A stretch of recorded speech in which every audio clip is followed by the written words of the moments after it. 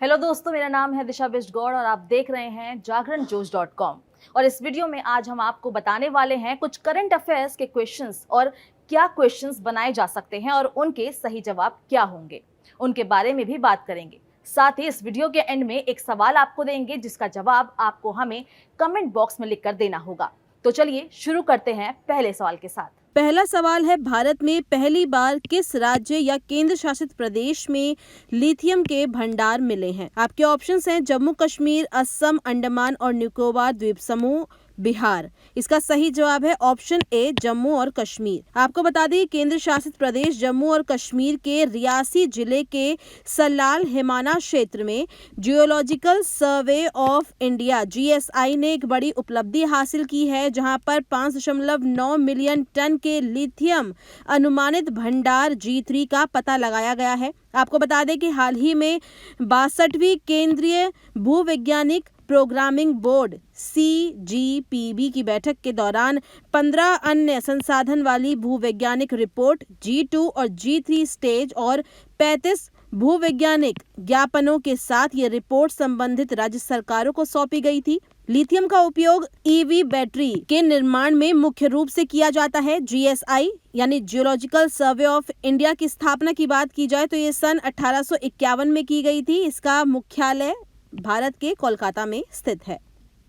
अगला सवाल है, मलयालम सिनेमा में किस एक्ट्रेस की 120वीं जयंती पर गूगल ने डूडल के माध्यम से उनको श्रद्धांजलि दी? इसके ऑप्शंस हैं शीला रविचंद्रन, महेश्वरी अम्मा, शोभना, PK रोजी। इसका सही जवाब है ऑप्शन डी, PK रोजी।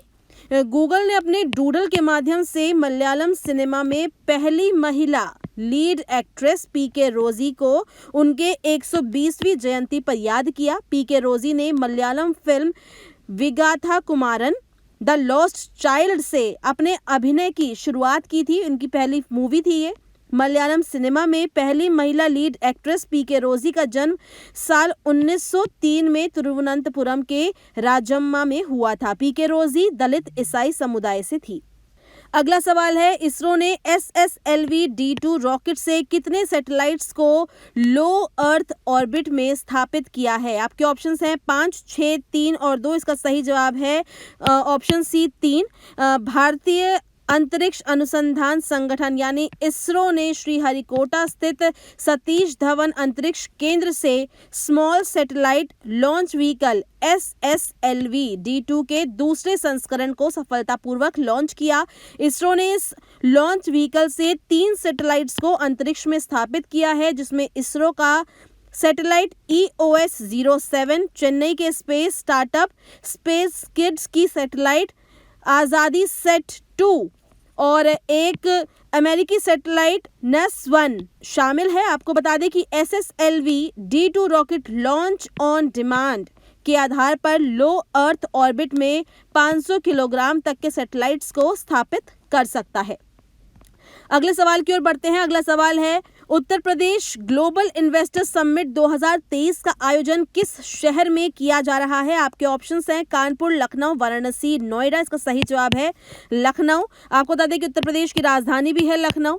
प्रधानमंत्री नरेंद्र मोदी ने लखनऊ में Uttar Pradesh global investor summit 2023 का उद्घाटन किया है। इस अवसर पर उन्होंने कहा कि भारत की समृद्धि में विश्व की समृद्धि और उज्जवल भविष्य निहित है। इस अवसर पर प्रधानमंत्री मोदी ने ग्लोबल ट्रेड शो का भी उद्घाटन किया था। साथ ही उन्होंने इन्वेस्ट यूपी 2.0 इसका भी शुभारंभ किया है। ये एक पोर्टल है। इस इन्वेस्टर समिट का थीम अगर हम उसकी बात की जाए तो इसकी थीम है नए भारत का विकास इंजन, यानी new India's growth engine.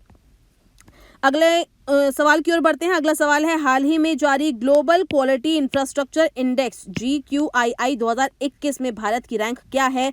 Options हैं 5वीं, 8वीं, 10वीं और 20वीं। इसका सही जवाब है ऑप्शन सी, 10वीं।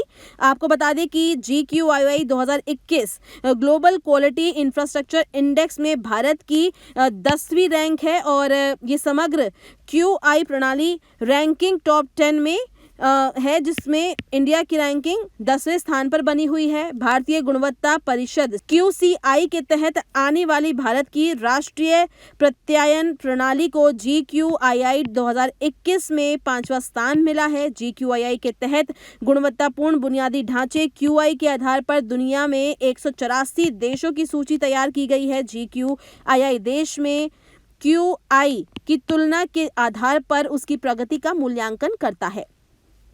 अगला सवाल है, फाइजर इंडिया ने किसे हाल ही में अपना नया MD और CEO नियुक्त किया है? आपके ऑप्शंस हैं लीना नायर, मीनाक्षी नेवतिया, जयश्री उल्लास, रेवती अद्वैती। इसका सही जवाब है ऑप्शन बी, मीनाक्षी नेवतिया। आपको बता दें कि फाइजर इंडिया ने मीनाक्षी नेवतिया को अपना नया CEO और प्रबंध निदेशक नियुक्त करने की घोषणा की है। उनकी नियुक्ति 3 अप्रैल 2023 से शुरू हो जाएगी, यानी प्रभावी हो जाएगी।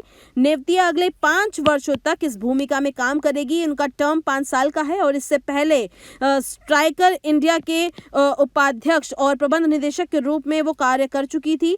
पिछले साल अगस्त में उन्हें Asia Pacific medical technology association की भारत कार्यकारी समिति के अध्यक्ष के रूप में भी नियुक्त किया गया था।